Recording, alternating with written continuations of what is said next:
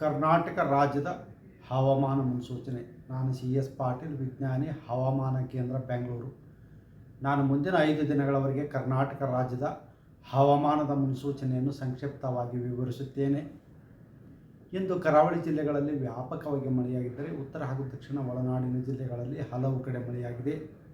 ಪ್ರಮುಖವಾಗಿ ಉತ್ತರ ಕನ್ನಡ, ಉಡುಪಿ, ಬೆಳಗಾವಿ, ಕೊಪ್ಪಳ ಜಿಲ್ಲೆಗಳ ಕೆಲವು ಕಡೆ ಭಾರೀ ಮಳೆಯಾಗಿದೆ.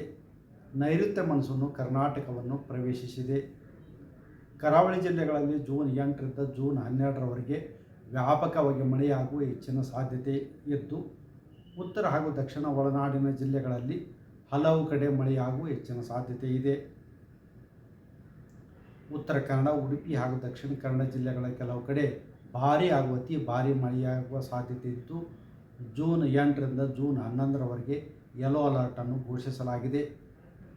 ಬೆಳಗಾವಿ, ಧಾರವಾಡ, ಹಾವೇರಿ, ಗದಗ, ಶಿವಮೊಗ್ಗ, ದಾವಣಗೆರೆ, ಚಿಕ್ಕಮಗಳೂರು, ಹಾಸನ, ಕೊಡಗು ಜಿಲ್ಲೆಗಳ ಕೆಲವು ಕಡೆ ಭಾರೀ ಮಳೆಯಾಗುವ ಸಾಧ್ಯತೆ ಇದ್ದು, ಜೂನ್ 8ರಿಂದ ಜೂನ್ 11ರವರೆಗೆ ಯೆಲ್ಲೋ ಅಲರ್ಟನ್ನು ಘೋಷಿಸಲಾಗಿದೆ.